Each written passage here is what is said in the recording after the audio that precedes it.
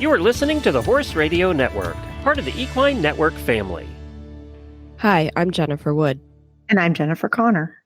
From Equestrian Businesswomen, and you're listening to Equestrian B2B, the podcast that brings together industry leaders, entrepreneurs, and equestrians for conversations about how they build and sustain a successful business. On today's show, we speak with sisters Meredith and Margot Sanger-Katz about the thoughtful process they used to build a business during the pandemic, partnership agreements with family, and the importance of having fun. Meredith Sanger-Katz is a co-founder of Pinsnickety, a company that makes horse show number pins and charms with personality. She has worked in state government and real estate finance and has an MBA from Harvard Business School. She lives in New York with her husband and 3-year-old twins who are almost ready for lead line. She competes in the amateur jumper division. Margot Sanger-Katz is a co-founder of Pinsnickety. She is also a longtime journalist who reports on healthcare policy in Washington, D.C. She grew up riding with her sister in New York and still competes in the amateur jumper division. Hey, Equestrian B2B podcast listeners. Ready to level up your biz? Ride Every Stride specializes in tailoring brand identities for equestrian businesses. From logo development, essential stable accessories, and custom product branding to exclusive awards, VIP event must-haves, and chic apparel, they've got you covered.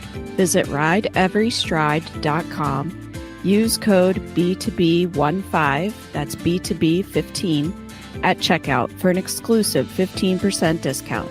Elevate your brand with Ride Every Stride, supporting women in business and equestrian excellence. So excited to have both Meredith and Margot on today to talk a little bit about their business, Pinsnickety.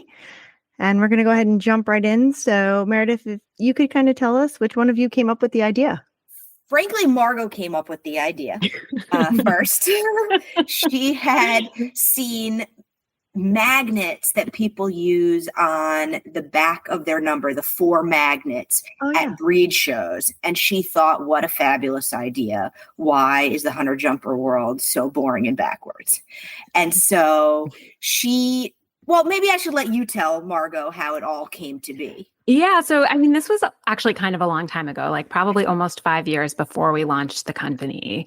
But I started thinking we could do something more fun. But I originally, and this is like why the partnership is so valuable, I didn't think about a business. I just thought about a crafting project. So I, saw this and I thought, there's a version of this that could really work for our numbers in the jumper ring. And so I started just making my own, with objects I was buying on Etsy and gluing things together. And they were a little flimsy and they would break sometimes and they would fall off sometimes. But I thought that they were really cute. And I got a lot of really positive feedback from friends who saw them who immediately recognized,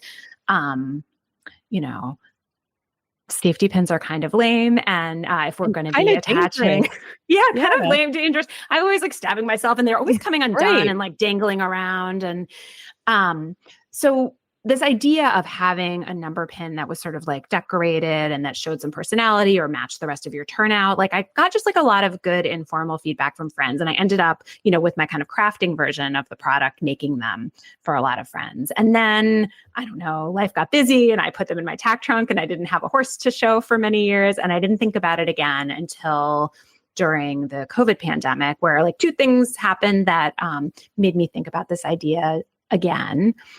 One was Meredith was pregnant and let me borrow her wonderful horse. So I had the opportunity to show a really wonderful jumper for the first time in a long time. And so I went to go to my first horse show and I opened up my tack trunk with all my show stuff that I hadn't looked at. And there were these pins that I had made years before. And the other thing that happened is, and Meredith could talk more about this, is that she had been working on a business that just wasn't a really good match for the pandemic economy. So she had this break in her workflow where she had some availability to help me make this harebrained idea into a business. So I came to her and I said, it seems like you have some downtime. I have this idea. I think if we could take this concept and make it into something really great, something that's really high quality and well-designed and unique, that this could be a new product that we could bring to market together. Cool. That's awesome. So I actually, years ago, just when they first started doing like the little bling on the spurs for the spur straps, like I was like, oh, I could do that myself. And it's not nearly as easy as I thought it was going to be. I was like, no, it's way more worth it to pay for this and it be already done in a nice completed project than me having to like, they kept falling off. I had to keep replacing it. Yeah, I mean, we can talk more about this later, but I think, one thing for us was we wanted this product to be really good. And it seems like a really basic product. I mean, in some ways it is, it's just a pin, but there actually are like a ton of details in terms of the design and construction of the pins that we think are really crucial to making this a product that people want and can use easily and can count on. And like that stuff is actually, like you said, it's not easy and it took us a long time. And it was, for me, like not having been in business before, I think it was a real learning experience just about, product development and how it's a real process. Yeah, that's interesting. Yeah. I mean, that's something actually at Pinsnickety that we think about a lot and we care about a lot, which is sort of thoughtful product development and slow product development, which maybe is not always the best or the most efficient, but we really believe results in the best end product. I mean, we've frankly had products that we have considered launching that we have tested and redeveloped and redesigned and shelved because we just felt like you can't have a good user experience with this product the way it is now. And we try to be pretty meticulous about those details. And so when Margot came with this idea, I was like, well, we're not going to be gluing stuff to like pin bags that you found on Amazon. And by the way, there's people out there doing this kind of thing. And more power to them. I wouldn't personally spend my money on that product because you're going to use it once or twice. It's going to fall off. Like you said, with the spur straps, leave it to the experts. And so we now consider ourselves experts. We spent a lot of time trying to figure it out and get it right. And I remember it sounds silly. They sound simple, but I remember we prototyped these first sets of pins. I went to my first horse show. I was so excited to try them. I had them in my pocket. I went to go put them on the saddle pad up at the ring. They wouldn't go through the saddle pad. Then that's okay. No big deal. The next week I had a different prototype and I go to my horse show and I go to my saddle pad and I go to put it on. They go through the saddle pad. Great. I put this backing on that we thought was so thoughtful. They were these rubber backings. We thought this is so great. It's soft. It's nice next to your horse's side. It's not going to irritate them. What a thoughtful, brilliant, product design. And we put them on. I stick it through. The pin goes through the rubber backing directly into my horse's side. I'm just, the best laid plans. And I think that, these things look simple, but you really have to design and test to get it right, to figure out what's really going to work. And I think that a shortcoming maybe of Margot and my partnership and of Pinsnickety is maybe that we're not always the fastest. And I think that is something that we need to work on and get better about. But I do think that everything we do is deliberate and thoughtfully tested and probably debated, way too long, but hopefully to the right outcome. And anyway, the development of this, our signature product, is, I think, a pretty perfect example of that. But this is not your main business or work, right? You guys have full-time jobs and do this on the side, or has Pinsnickety become your main work? So for Margot, and she can talk a little bit about her career, this is something that she's doing on the side, and that I'm sure I'm driving her employer crazy with all of my phone calls and, texts and chats and so on. But for me, I've really taken this idea and run with it. I had a number of other entrepreneurial ventures that I was working on, but this has really taken the forefront. And so I'm more the day-to-day person on it. Yeah. But Margot, frankly, when we originally set this company up, it was her idea, as I said earlier, and I sort of thought about, okay, how can we professionalize this? How can we make something that's going to last, that's high quality, that we can stand behind, that we can actually market? And Margot thought, well, this is a real fun project. I'll get this off the ground with you. We'll spend some time on it. We'll lock. Like, things are kind of boring right now. Like, yeah. And Meredith, this will be your company. And, she'll be a 10% partner. And that's what we decided. And we thought, well, that's great. We'll do that. And then, of course, we got to launch. And it turned out that Margot loves working with me and loved the business. And she couldn't get enough of it. And so instead of it really being my business. So essential. Critical. You were an essential worker. But the reality is that we did our original formation documents where I was the 90% partner and Margot was the 10% partner. And there was almost no expectation that Margot would be working on this in a real capacity beyond the launch. And we redid our formation documents to reflect our, 50% partnership, because it's been so much fun. And it's been, frankly, so critical to have our different skill sets, our different perspectives, to develop this business. Yeah. Do you guys have a partnership agreement between you? We do. We felt like it was important to sort of do everything in as professional a manner possible. So our business is incorporated, it's registered, we have a partnership agreement.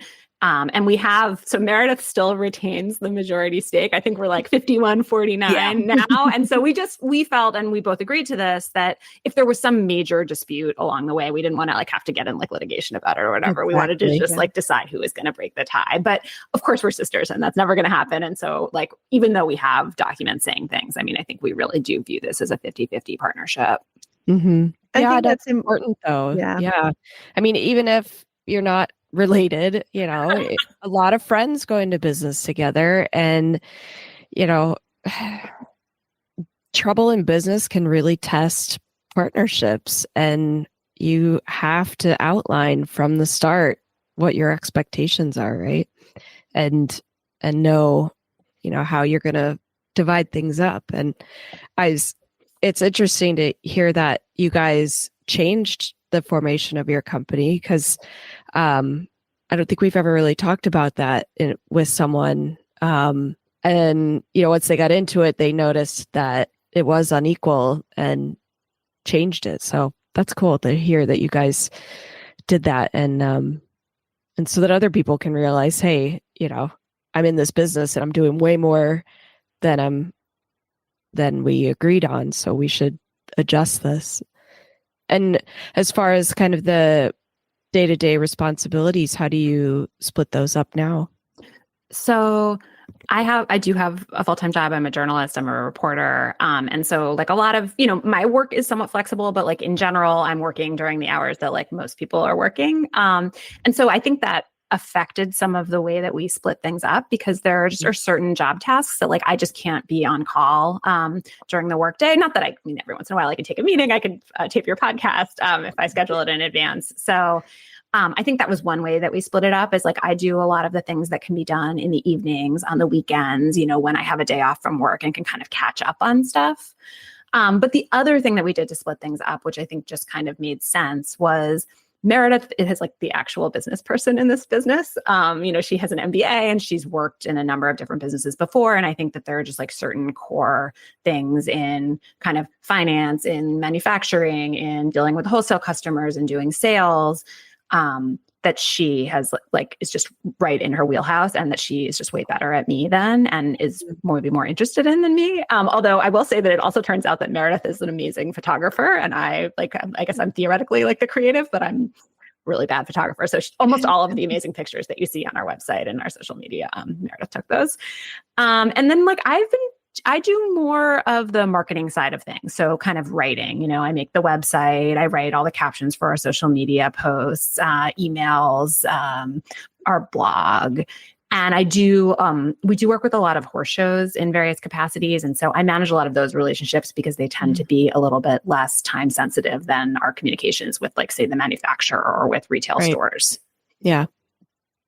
And this is kind of a separate question, but we've talked to a lot of entrepreneurs who have started apparel businesses, and probably the biggest hurdle to them getting started was finding the right manufacturer, and having to look worldwide for places that had quality, whether they were up to standards for their employees, that sort of thing. Your product's obviously a lot different than clothing, but what was that process like finding someone to make these? So I manage that part of the business. And again, I think maybe we did it a little bit more slowly than others would, but I think, to be honest, we really did it right. I had experience with manufacturing in other prior entrepreneurial ventures that I'd had. And frankly, I had a very challenging manufacturing experience that taught me a lot. What it really taught me was what not to do or what could happen in the worst possible case scenario every single time. And so I sort of went into this with eyes wide open and sort of freaked out about what could possibly go wrong. And so I felt like it was really important to talk to a lot of manufacturers at the same time, to talk to a lot of different kinds of manufacturers, to talk to manufacturers in different locations. That, part of this prototyping process that we discussed earlier, that I wanted to sample from a lot of factories. And even if I wasn't moving forward with certain factories, that I felt like there was learning in that process. But, there's also a cost to doing that, especially in our case, when you're bootstrapping the business. And so, there's a push and pull. You can't just go out and work with 15 manufacturers and not care at all about any of them working out. I mean, you care, you want it to work out, but we really, really cared about quality. Margot thought I was completely insane because we would get these samples. In flashbacks. We would get these samples in and she'd be like, these look great. And it's not because she doesn't care and it's not because she doesn't have a close eye, but because they do look good. But I would inspect them under a light in every angle, and I would see on one pin at a certain angle at a certain time of day that there was a tiny speck of dust. And, I was like, we can't use these guys, and drove her absolutely insane. But I have to tell you, even now. And you can see on our website now, we continue to have a product that is slightly imperfect pins, which, let me be honest, they are slightly imperfect. But if Meredith sees anything, any speck of dust on the pin, it's like we can't sell it for full price. Cool. Well, that's at least you're not wasting them, and you can find a way to use them and acknowledge that they're not what you would normally sell at full price. But what we learned is that different factories really do this really differently. There's different processes. They're based in different places. There's different language barriers. There's different timing. There's different cost structures. There's different material. I mean, all of these things. And we've sort of figured out what we like best and why.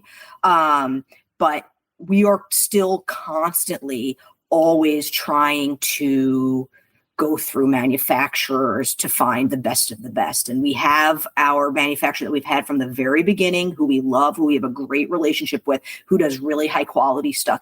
But we are always consistently testing out other places to have as a backup, just so that you have different sources in case something happens with the supply chain or, So again, it seems like it's a simple business. It's a small product. It doesn't seem like it's so intricate, but we really feel like it's important to be meticulous about the details and to have redundancies in our process so that, you don't end up with bad product or bad user experience.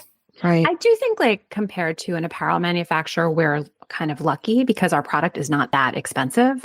And it's not, I think in particular, not that expensive to ship actually turns out to be really important. The weight and the size. Yeah. So I think we were able to do a lot of sampling in ways that might be hard for different types of companies. We were able to basically order from a bunch of different manufacturers, 100 units of a product so that Meredith could do her insane process of inspecting them all under a microscope and saying, oh, well, this one, 10 of them had a speck of dust and this one, 20.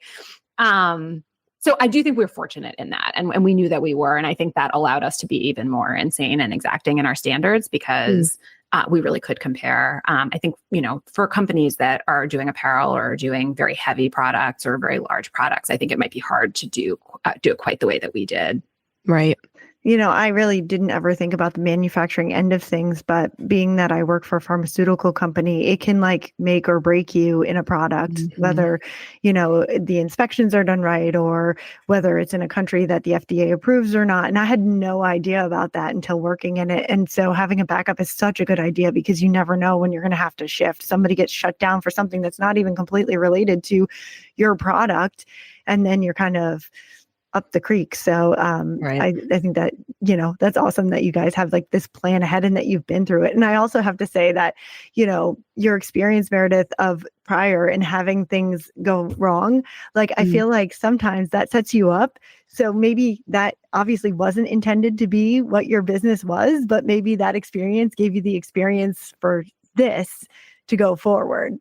And I think maybe one other piece of advice, and I, of course, learned this from Meredith and all of her previous challenges, is I think that she and us together like did a really good job of thinking hard in advance about all of the questions and all of the specifications that we needed from the manufacturer, so that when we were talking to factories, we could ask them this long list of questions that we needed to know the answers to all of them in advance.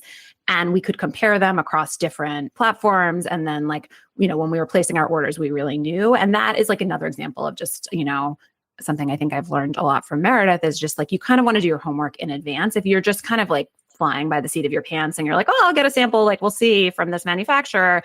And then, it's not quite right, or the pricing doesn't work or whatever, then you've kind of like wasted time and money on it. And so that kind of advanced planning of like really just thinking through what are all the questions, what are all the contingencies that you need to know about, and asking it all in advance in a kind of organized way is ended up being a time saver in the end.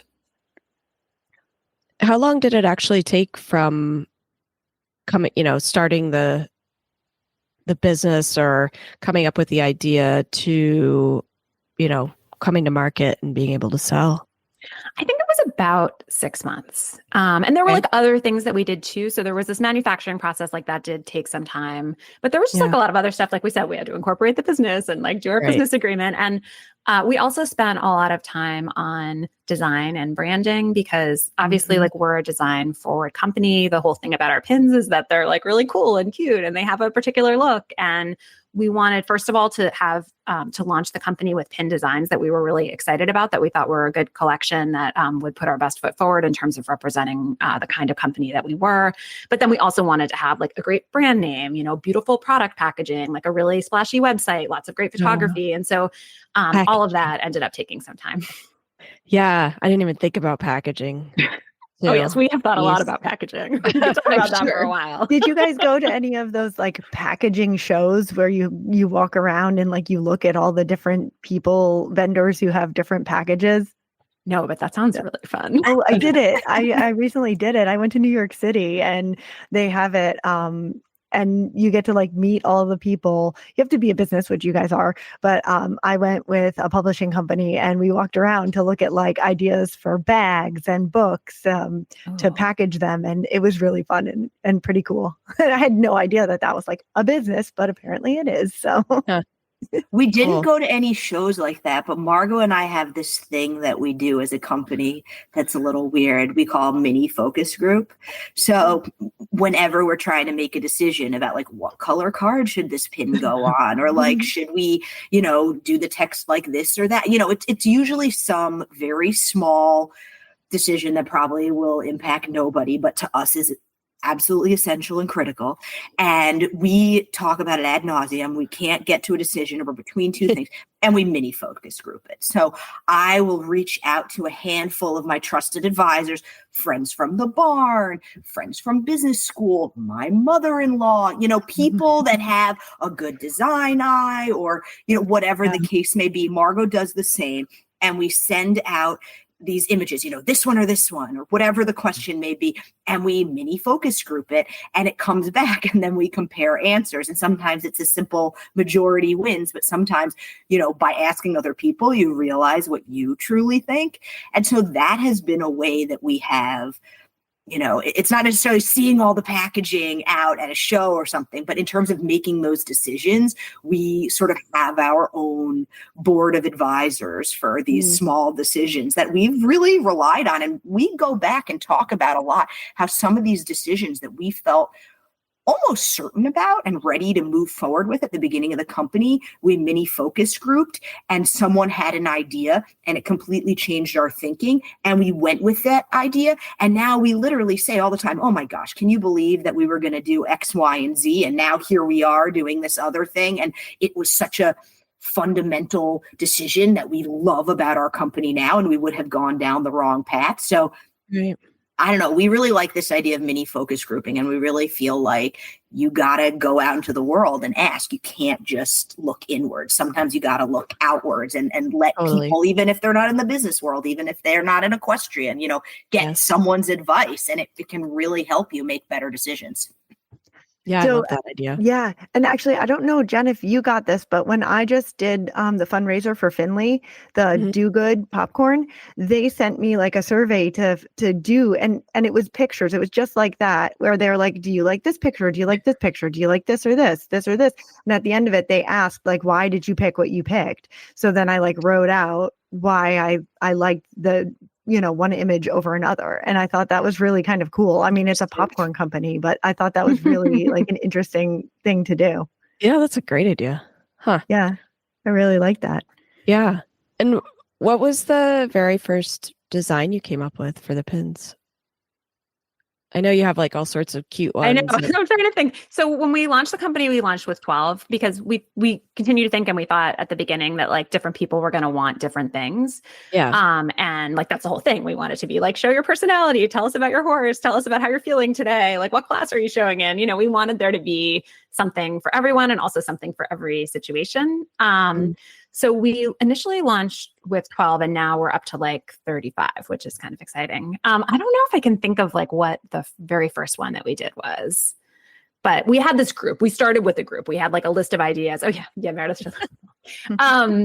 We started with a list of ideas and then we like looked at a bunch of sketches and then we kind of got to our first 12 kind of as a group. Okay. Did you have a designer make them or you guys found them? Like, how did you come up with the actual design? So we did work with a designer.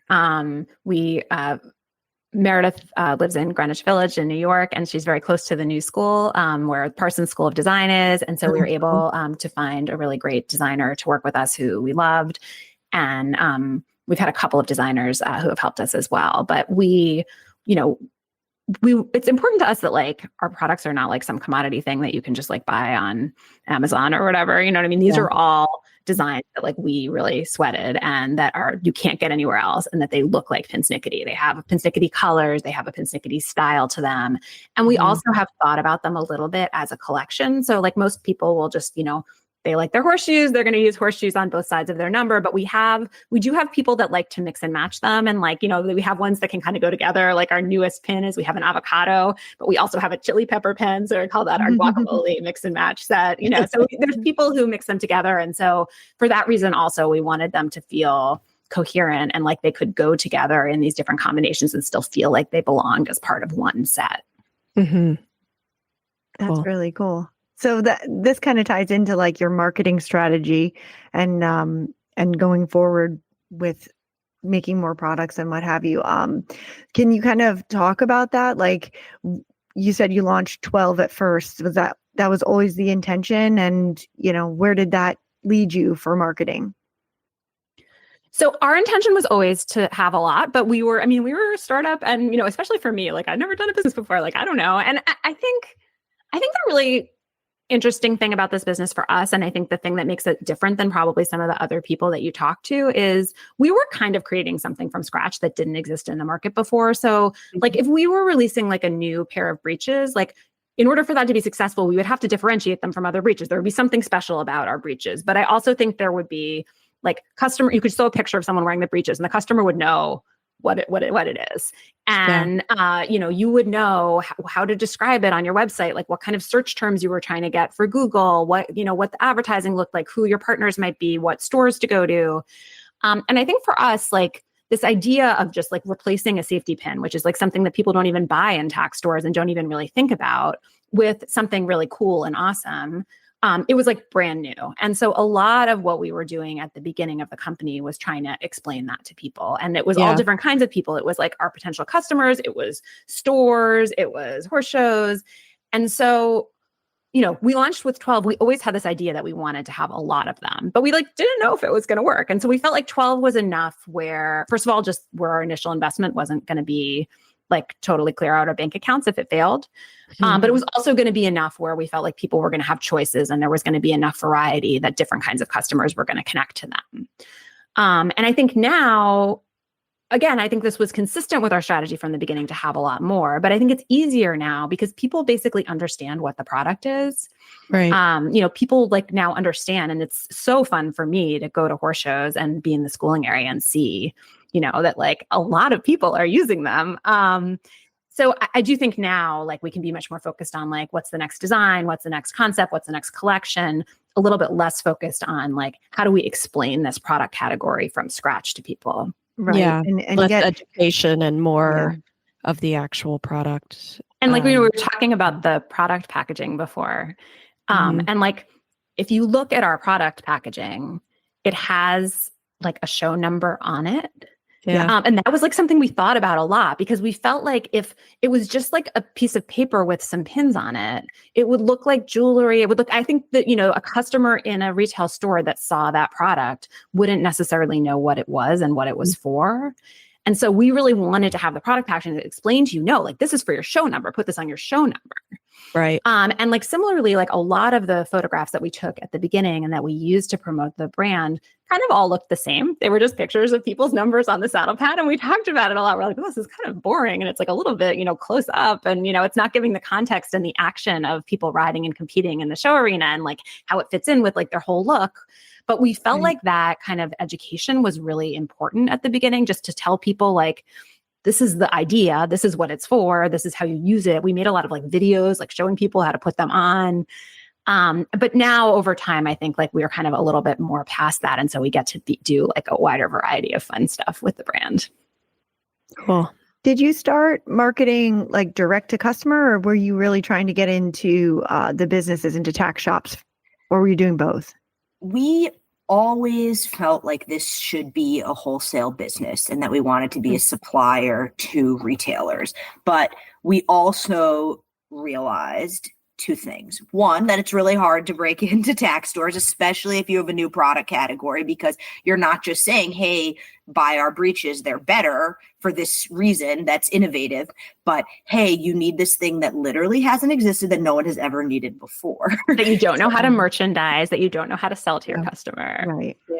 And so we felt like we had to have a direct to consumer business. And we felt like it was a way for us to do the marketing. We felt like, and we still feel like, the direct to consumer business helps us. It keeps us honest. It helps us market. We're in touch with our customers. We're getting feedback from them. They're sending us photos.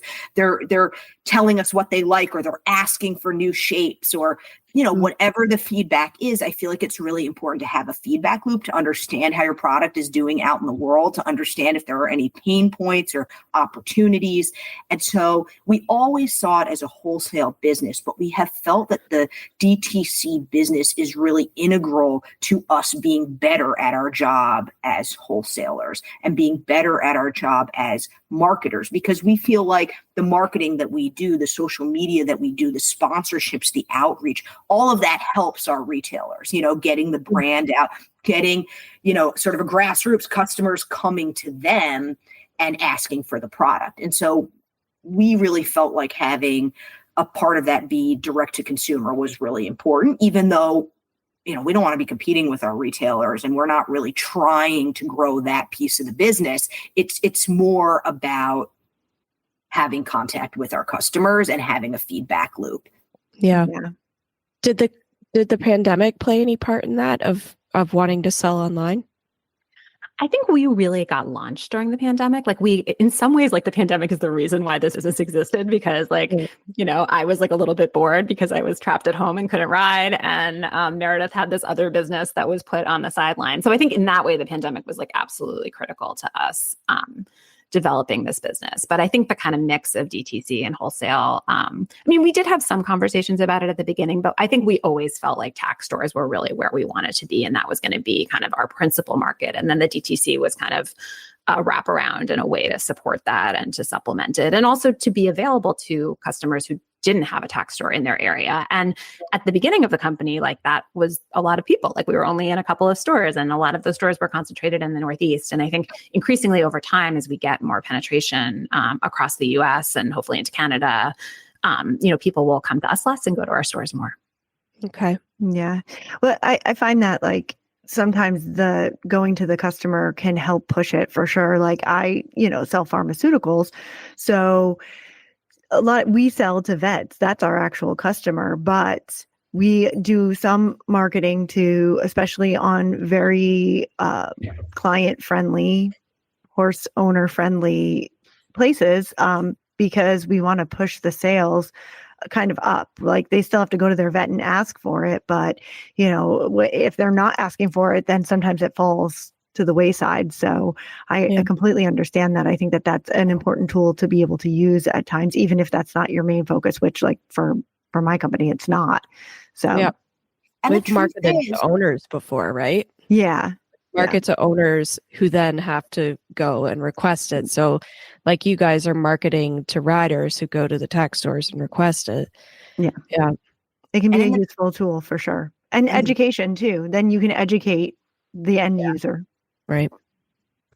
Meredith, in the beginning, I feel like we were really trying to pitch it to the tax shops and trying to explain what the product was and why they needed it. And, some of them took flyers on us, and some, they liked the product, but it's hard to get them to commit a big chunk of change to try a new thing that is unproven. They don't even know if it will work or if anyone will want it. And now we have tax shops coming to us and saying, our riders are asking for your product. Can we please carry your line? And that is so validating and just feels so great.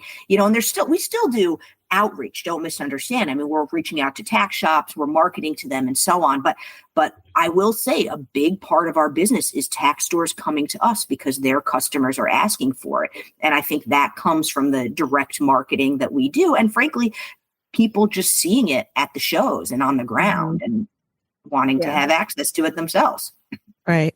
And I feel like then it works backwards too, where you can be support for the tax shops in the marketing area. So like for us, a lot of times we have vet facing brochures and whatnot, but then we also will do client brochures for them so that they can sell the product. It's support for them. And we've thought about that a lot. I mean, we really want to be a good partner with our stores, and we know that they're like us. They're small business owners who have a lot on their plates. And so I don't know, things like we have a Google Photos album with our very best marketing photos. And we share that with all of our retailers so that we can say, if you want to put this on your website, if you want to use this on your social media, here is a whole library of content that can allow you to market that you have our product. And we also have done we go around to all of our stores and take pictures of how they're merchandising it. And so we share best practices, with new stores. We say here are some different ways that our most successful stores are putting the product in their store. We're always trying to think about how the lessons that we're learning from our own marketing or that we're learning from our existing stores can help support the new stores, because, those people who own tax stores, that is a hard business. They are working really, really hard. And we want them to want to work with us. That's great. That's a great idea about, providing that content and that support. Because I think some business owners would just be like, you're lucky to have my awesome product. Not, we actually want to, help the stores sell it as well. Yeah. So we actually have those that we can send to our veterinarians for them to upload onto their websites to give some digital content for them in case they need it for social media. And then that way also we have a little bit of control over what's getting put out there. Yeah. Which is helpful. And obviously tack stores are geographically relevant, or at least the brick and mortar and trailers are, right? I mean, it's not like people are necessarily shopping across the country, but we really try to be good partners and try to do marketing on behalf of our tack shops. So, if we do sponsorship at shows, we find out who all the vendors are going to be. If we have customers that are at that show, we always are telling people, go to this trailer, go to this store and shop Pinsnickety there. We're always trying to promote our partners whenever we can. We think we're pretty good on social media, and we try to use that to help our tack stores get their name out there and to, be associated with our brand when that can help them. Yeah. I think, the rising tide lifts all boats saying works here as well, because the better they do, the better your products are going to sell as well, right? Absolutely. Yeah. I mean, it's really important to us that they do well and that they are glad that they have us in their store. And the more they're selling the product, the more other people are seeing it in the store, the more people are seeing it in the schooling area, then the more people know about it. And it's definitely a virtuous cycle where I think, the people that follow us on social media, some of them are people that came to us because they came to us, but a lot of them are people who came to our product through a tack store, and then they're interested in our brand too. And so we can help support that whole ecosystem. Yeah. And I saw on your website that in addition to the pins, you have charms now, which are super cute, and you have some accessories. How did you make the decision to start adding products? And, do you have plans to scale up or offer anything else? What's the vision for the company, if you want to share? I feel like I'm talking too much. We don't want to be the everything store, we make horse show number pins and but we do think that there are some opportunities for products that fit in with what we do because they coordinate, because they're decorative in the same way, because they're design forward and have personality in the way that our pins do. So the charms, I think, were kind of a natural extension of that. We actually had a customer really early on who said why don't you have charms? What I want is everything to match. Yeah. And so we have developed this line of charms. I think there obviously are other people in the marketplace with charms. We think our charms are differentiated because, again, there are original designs. You cannot buy our charms anywhere else. We think they're higher quality. They're a little bit bigger than some of the really cheap junky charms that, you can see on Etsy and things like that. And they also have this Pinsnickety look of having this black outline and black hardware. We have found a lot of people want to buy matching sets. So they want to have their number pins, and then they have a charm that they put on their horse's bonnet, that they put in a braid, that they put on a bridle. But then we have a lot of customers that are really just charm customers. They like our design, but they don't wear a number pin for whatever reason. Maybe they compete in the hunter ring, or maybe it's not a show product for them. It's something at home where, their horse is the dragon. And so all of their tack has dragons on it instead of nameplates. So the charms have been fun because they feel connected to what we were already doing, but it's a little bit of a different product. And the customers are definitely overlapping, but not totally overlapping. So it's been a way that we've been able to appeal to more people. Some of the accessories are just we wanted to have a way to store your pins. It's this small thing and they are kind of expensive, and we don't want people to lose them in between shows. So we have experimented with that. We launched with a tiny little tack trunk, which we thought was really cute and we loved it, but we didn't feel they were high quality enough. A couple of them broke, not a lot, but enough that we thought, okay, we don't want to sell something that breaks. And so now what we have is a magnetic bowl that they stick to.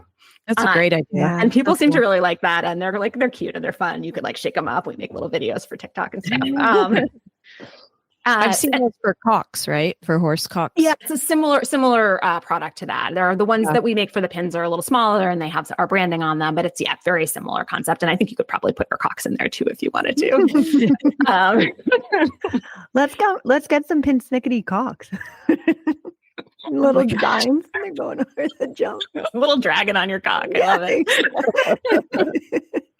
Have you run into any surprises in running the business? Is there anything that you can share that you've learned that surprised you? Something that surprised me. I mean, everything surprises me. how well Margot and I work together is definitely a big surprise. No, I'm just kidding. I'm just kidding. But I mean, I guess one of the things that I think we both learned was, which we've talked a little bit about, is just sort of to sweat the small stuff. We just spent so much time fussing on these tiny details of like the product design, the photos to use, what all of our posts on social media sort of have the same voice. And I can't tell you how many hours we've spent trying to decide these things. And maybe I'm just saying this is such a great idea and you should sweat the small stuff to make up for the fact that we're not the fastest company.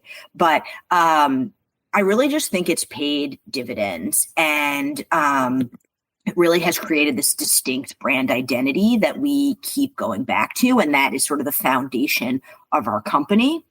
The flip side of that, though, is that obsessing about every single detail can really bog you down and sort of paralyze you. And I am a person who is prone to being paralyzed by decisions, which is why my apartment is not decorated even though I've been here for 6 months, and probably will never be decorated. So another thing that I think was really eye-opening and a big surprise about this business is how wonderful it is to have a partner. And so, I joke about my sister. She's the older sister. It's tough. What she says goes. But the truth is that it has been so valuable, whether it's brainstorming, which, of course, the more minds, the better, or just really making a decision. And sometimes it's as simple as me saying, I want to do this thing, but I'm just not sure. There's this other option. And Margot just saying, this is so not important. I mean, just pick, A. And her just saying she has confidence in decision A makes me have confidence in decision A, and we move forward.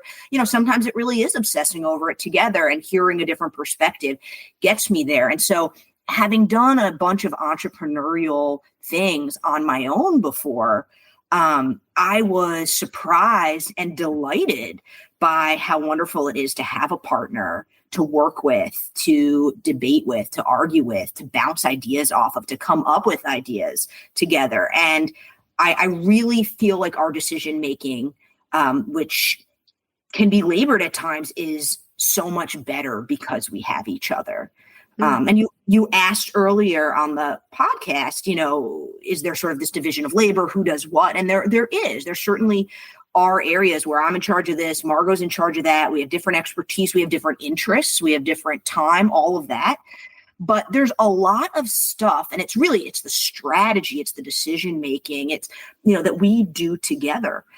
Where frankly, a lot of the times probably Margot could decide on her own, or I could do it on my own. I don't think anyone would be upset about that. But there's so much confidence in deciding together and feeling like we know this is the direction we want to go in. And that really has surprised me. We just make better decisions together. That's cool. I think, just to piggyback on this idea of partnership, I would say that I'm not even surprised by it anymore, but at the beginning, a really big surprise for me in doing this business was just the generosity of other people in this industry. Yes. When we were just getting started and we were nobodies and no one knew who we were and no one understood anything about our product, I just cold called them. And just said like, hey, I don't want to compete with you, but I think I could learn from you. I love what you're doing. Like, will you give me some advice? And, over the course of our life of this company, I've had those kinds of conversations with a lot of entrepreneurs in the equestrian space. And they're not all women, but they're mostly women. And they have just been so generous. Yes.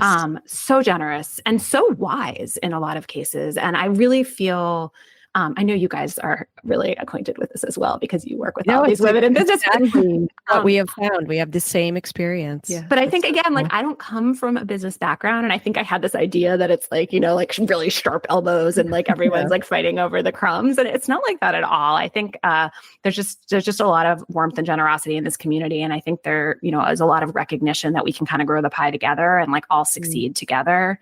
So that's been a really nice surprise. I would say on the not so nice side, a big surprise for me is just how much work it is to run a business. Our business is not that complicated. It's not that big, but it still takes a lot of time. And my silly idea that I was going to just help for a couple of months and then step back was just obviously really foolish. And there's good things about that because it's been really fun and I like it and I've learned a lot. But running a business, I think, and taking it seriously and doing well is it takes a lot of dedication and a lot of time. For sure. Yeah, I love that. I mean, that's kind of why we started Equestrian Businesswomen, is we recognized that we, within our industry of being able to go to people. And I mean, originally I went to friends and said, I need help with this, or could you look at this for me? That weren't in a competing company, but it kind of grew from there and saying like, well, why can't we just start something that brings these people together and shares all of this experience and knowledge? So that's really cool that you've had that as well. And kind of confirms what we think. Yeah. What have you learned kind of throughout your time running the business, and an overall lesson that you might be able to share? I mean, an overall lesson, maybe this is too touchy-feely, but I think just do what you like, do what makes you happy, do what brings you joy. Not everything in life has to be so serious. I come from a pretty serious background in real estate private equity. And, the things you're buying are buildings. They're big. There's a lot of capital that goes into it. It is sharp elbowed, you're working nonstop from morning to night. It's a lot of stress. It's a wonderful business that I love and that's interesting, but it's not a fun, joyful business, and I just feel like Pinsnickety, at its core, what underlies it is just a fun, delightful product for a fun sport. I mean, it's a serious sport, but it's supposed to be fun. And I don't know, in my riding, I've had many moments. Maybe it's, the horse wasn't right, or, there was something wrong with me or the horse that maybe I didn't know at the time, or I was in the wrong division, or I was with the wrong trainer, or whatever. This fun sport can be really stressful. It has a way of sucking the joy out of itself sometimes. And every once in a while, when you're at a horse show and you're so stressed out and you're, don't talk to me, I'm about to go in the ring, I don't know where which is the seventh jump, don't forget the seventh jump, that you just need to slow down for a second and just say, this is supposed to be fun. This is a hobby. This is a sport. I'm with this enormous, loving, warm animal and just want to have a good time. And look, business is serious. As Margot said, it's a lot of work. You have to be focused. You have to be organized.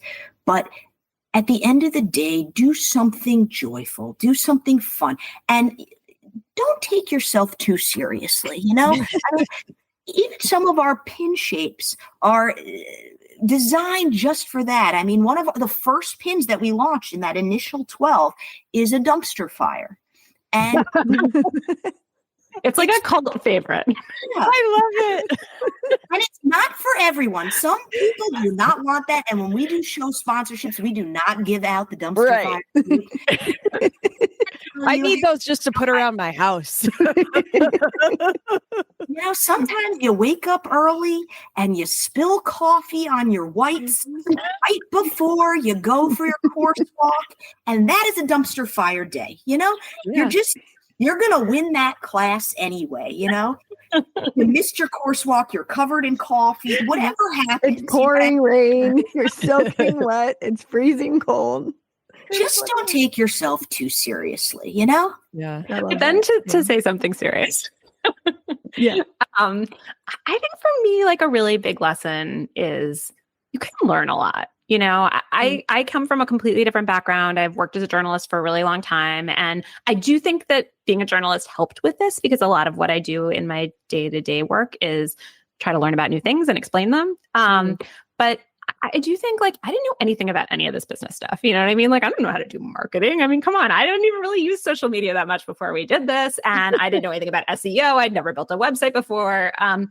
And like I've learned a lot, you know, and I think that there's a lot of things that we do pretty well as a company that neither of us had ever done before we did it. Mm-hmm. And again, I think it speaks to Meredith's point that like maybe we were a little slow at the start. But I think we taught ourselves a lot and we are operating a lot of parts of the business with a high level of competence, and we are not special unicorns. Like I really think like practice makes perfect with like almost anything. And I think if, you know, for people who want to do something they've never done before or want to, you know, add a different capacity to their business, I think if you just kind of keep getting up and doing it and are sort of committed to learning, you really can learn a lot and can expand your skill set. I love that. Yeah. The education component is something we talk about a lot as well. And, you know, adding to your skill set and, you know, maybe as you're learning things and as you're going through different parts of your business and you recognize, okay, I either hate this or I'm really bad at it, then you know what to outsource.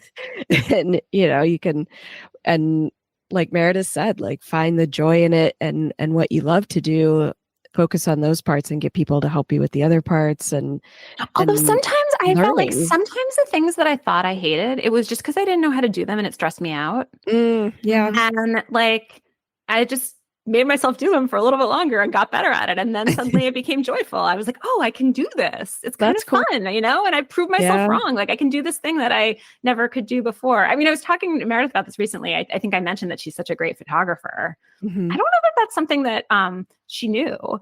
And that is something that like we thought we were going to outsource at the beginning. And then it just turned out that like, actually, like, you know, she has this amazing eye and it just keeps getting better with practice. And so I think there's a lot of stuff like that too. It's of course, like no one has enough hours in a day to do everything. And I think it does make sense to outsource things that really bring you no joy. But I would also say that you should like ask yourself why you don't like doing the thing. Yeah. Is it because you just aren't good at it yet?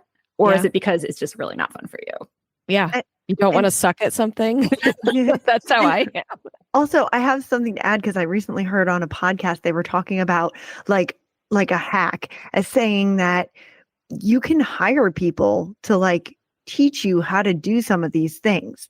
And I never even thought about that. And he was like really talking about like AI, like he knew nothing about AI. It frustrated him. He didn't know what to do. And he kept avoiding it. But he's an investor, so he really felt like he needed to learn about it. So he hired somebody to teach him every week. He has like 1 hour meeting with the guy. He asks his questions. The guy comes back to him the next week with the answers to the questions. And it's like an expert in AI and he can explain things to him. And that's how he learned it. And I was like, oh, I would never think to like look for a tutor in some of these things. But, you know, I'm sure there's like Excel experts if you want to learn about Excel. Like there's all these websites to find bookkeeping. Yeah. So I thought that was interesting that that's available and you could do that if you really hate it and then you can practice. Great idea. Yeah. Well, I really enjoyed talking with both of you and learning more about you and the company. And at the end of each episode, we ask the same 4 questions and Connor starts with the first. Okay, Margot, I'm going to start with you. What is one action that women can take to make a big difference in their lives? So I'm going to talk my own book here and say, read the news. I think it's really important to know what's going on in the world and be an informed person. And I think especially if you're working in the equestrian industry, it's just really easy to kind of get sucked into a little bubble and lose perspective on things. And Meredith? Amen. Yeah. Meredith, well, I don't want to repeat myself too much here, but I would say just don't take yourself too seriously. Do what makes you happy and, you know, try to have a little bit of fun. Great. And Meredith, what's the best habit that keeps you motivated personally? This is going to seem kind of counterintuitive, but for me, honestly, it's getting to the barn and riding. I live in New York City, which is not exactly an equestrian paradise. I have to get in the car and drive an hour in each direction to ride. It's a massive time suck. It's expensive. It's exhausting. but I just feel like it's so good for my mental health. It just, Meredith plus horse equals smiley face. And I just find that on days when I don't ride, I think, gosh, I'm going to have such a productive day. I'm going to start earlier. I'm going to get more done. And the truth is, I don't always succeed. Getting to the barn and just having some time for myself and being, one with my animal, really, really makes me better at the other parts of my life. And so I really feel like it keeps me motivated. It keeps me focused. It keeps me happy. And it honestly keeps me productive. Cool. And Margot, what's the best habit that keeps you motivated personally? I guess it's sort of similar, but it's just exercise. I feel like it's just, there's nothing else that really clears your head and puts you in your body and like gives you a minute to just breathe and be away from all of the anxieties of normal life. And I think that is important. Yeah. And Margot, what's your favorite horse movie? Oh, it's just like an oldie, but a goodie. But I love National Velvet. It's such a great story. And I feel like it's also a story about, a woman overcoming everyone's wrong expectations about what she can achieve. For sure. And Meredith, how about you? I have to admit, I haven't seen that many horse movies, if you can believe it. And so I don't know that this is my absolute favorite, but I have to say that I really liked Seabiscuit because I feel like, on this podcast, among the four of us and with all of your listeners, we're all horse people. But it's this super niche-y world that nobody understands or knows anything about. And it's kind of fun to be transported to this moment in time when a horse was sort of the center of the universe and everybody was obsessed with this one horse and by equestrian sport. And I just love that. Cool. And I'm adding in a question here. Meredith, what's your favorite pin design? Ooh, that is really hard. It's like picking your favorite child. It really is. And it's constantly changing. I would say that the dumpster fire is probably my favorite. I feel like it says a lot about us as a company, as individuals, and, about, having fun. I would say the pins that I probably use the most might be the lightning bolts, which I think are just like simple and beautiful and a lot of fun. I don't know. I got to say, I like a lot of them, which I guess is a good thing because we made them. Right. Margot, do you have a favorite? Well, I am very fond of the Queen Bee because my horse is named Bee and she is like a real mare. So that one makes me smile every time. I think that she's a really cute pin and it just fits with my horse. And I find myself reaching for that one a lot. Oh my gosh, I might have to get that one because I have the Queen Bee Essex shirt. Oh yeah. Got that too. Yeah. That'd be amazing. All matched. And who would you guys recommend to be a future guest on the podcast? So if it would be okay, could we both recommend the same person? Because we've been thinking about it a lot. And we were trying to think of someone who sort of like us came up with something that didn't really exist before. And so we want to recommend Catherine Winter, who owns this now chain of tack stores called Ride Equisafe. And she's a retailer. I think she does have some products of her own as well, but she like really specializes in safety equipment. And I think she did a really great job of sort of making herself the expert in safety equipment at the time when these safety vests were really becoming a much more mainstream part of the equestrian world. And she's built this incredible business that I think is impressive to us. I mean, she's such a nice and knowledgeable person, but I feel like the whole business is built on like her expertise and the fact that people really trust her judgment and that she is helping them stay safe. And we've enjoyed working with her a lot as a retailer as well. Awesome. Well, thanks again for your time. And it was really fun talking with you. Yeah, thanks so much. Thank you so much for having us. This has been great. Such a pleasure. Tired of searching multiple websites for equestrian products and services? Wish you could browse horses for sale and order supplements in one convenient place? Equivant was created by horse girls who are dedicated to making it easy for fellow equestrians to find what they need for them and their horses. Equivant partners with small equestrian businesses to advertise products, services, and horses for sale on one convenient marketplace. Shop on equivant.com to find horses for sale, grooming products, supplements, riding apparel, trainers and vets in your area, and much more. They really do have everything you need for you and your horse. I so enjoyed talking to both Meredith and Margot. I knew they were going to be amazing and fun guests. I love their company, Pinsnickety. I'm so glad it came across my Facebook feed, and I was like, wait, what? And it's women owned? Let's get into this. So I called them, I sent them a message and asked if they'd be interested in being on the podcast. And we had like a great pre-interview chat, which was awesome. And they're so fun and so knowledgeable. And so like, I so enjoyed speaking to them.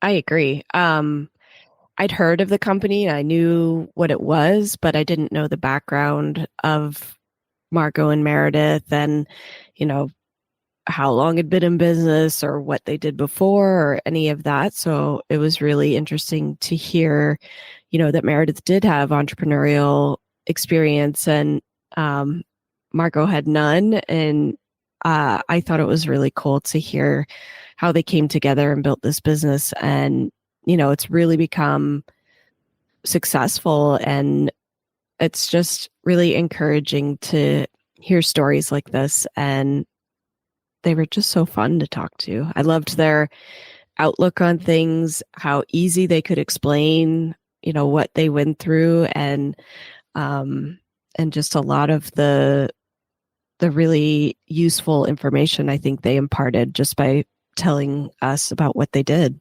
Yeah, I liked how they talked about doing it very slow and methodical, and also how they're very particular about the products. I think that sometimes people throw things together and are successful. And then I think there's other times where people who are a little bit slower at it, but bring quality to the table also are successful. So I think you can look at it both ways. I mean, recently I watched the masterclass of Sarah Blakely talking about making Spanx, and, she kind of like jumped right into it. Right. And she went right into manufacturing and walking around with a backpack. And so I think she kind of threw hers together, that she was doing it a little quicker than these ladies. But either way, I think it works out. Yeah. And I love to see somebody care so much about the product that they're putting out that they put that much time and effort into something that's like a pin that you use on your saddle pad, it's not a saddle. It's not something you're injecting into your horse, or, doesn't have dire consequences if you mess it up. Right. But they care. And, those things are so important to them, and they want it to look good. And all of that reflects back into a really quality product and, something they can reliably manufacture. And in turn, because they've followed all of these self-imposed rules for quality and what they wanted, it comes through in the product, and then they can market it that way. And that, all of their pins have the same look, they have their own, their own character, and that they can use to sell. And I just found it really cool to hear somebody talk about that and why it's so important to them. Because obviously, if it were a life or death thing like medicine or something, then obviously you're going to test it and test it and test it. Right. And it just goes to show the passion that they have for business and being an entrepreneur and creating something that they love, and that obviously lots of other people love as well.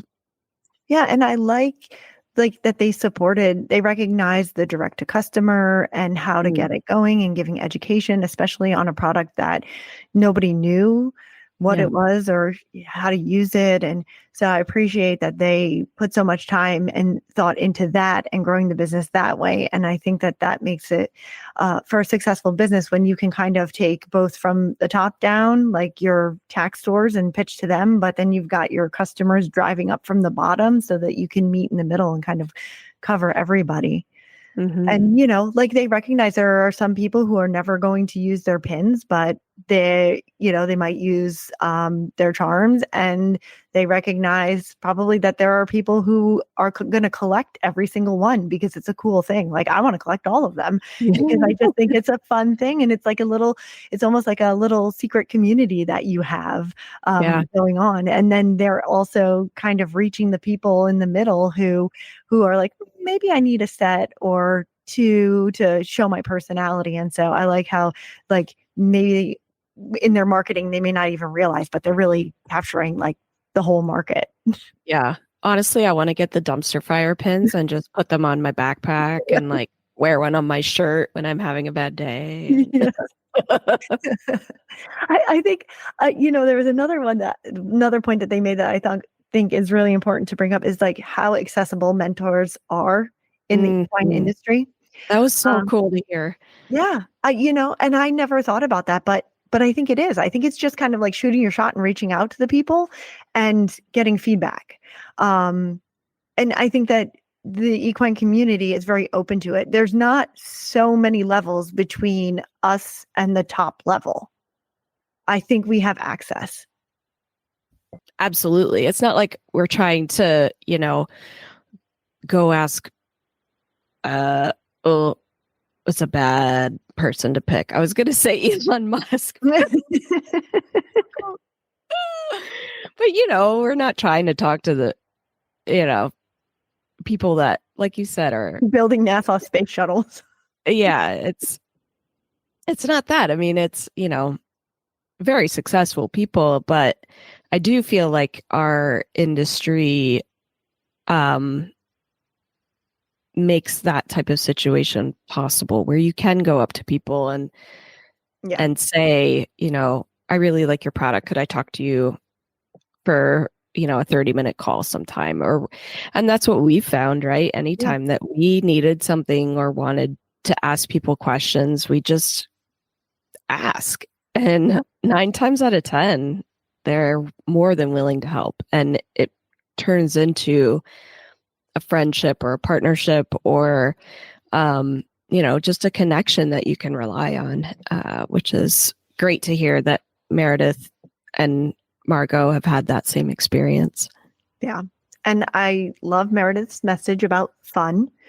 If anybody follows my personal page, I always tag fun having because I'm a fun haver. And I have a really great story about this that isn't exactly related to the equine industry, but I think that it'll give everybody a laugh. My brother called me the other day and he was telling me that he was driving my nephew home from Boy Scouts with one of his friends, or Cub Scouts, I guess. And they're in the back seat. And my nephew turned to his friend and said, "Oh my gosh, I have the most funnest aunt ever." He said, "She is 100 fun."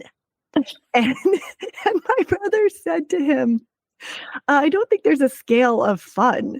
And so she can't be 100. And his friends piped in and said, "No, there is a scale. And 100 is the funnest, really, really fun." So the reason why I am the funnest aunt, though, is because he continued the story saying how when I threw him a poop party, which the poop party was because he learned to go to the potty, and I decided my mom had promised him a party, so I did all poop emojis for his party, like everything. Oh my gosh. And what I ended up doing also is getting a chocolate fountain, which I own, which apparently is a huge flex when your aunt owns her very own chocolate fountain that you can put whatever you want in, like marshmallows and pretzels and cake and even fruit if you want. So I am the most fun. So I've decided that I'm pretty sure I'm making merch that say 100 fun on it. No poop emoji merch. I mean, we could put a poop emoji on it. But anyway, so yeah, that's my crazy story. So I'm 100 fun. I love it. And that's why I love Pinsnickety, because I think they are 100 fun. Absolutely. I 100 agree.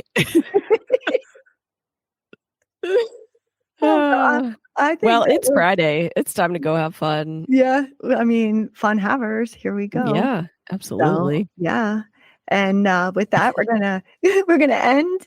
And you can find the links to today's guests and the show notes at www.eqbusinesswomen.com. Equestrian B2B is out twice a month on the 1st and the 15th. You can find out more at eqbusinesswomen.com and follow us on Facebook and Instagram. Find Equestrian B2B wherever you get your podcasts, and be sure to follow, subscribe, and leave a review so others can find us. You can have all 20-plus shows of the Horse Radio Network with you wherever you go with their free app for iPhone and Android. Go to your app store and search Horse Radio Network. Now, go have fun.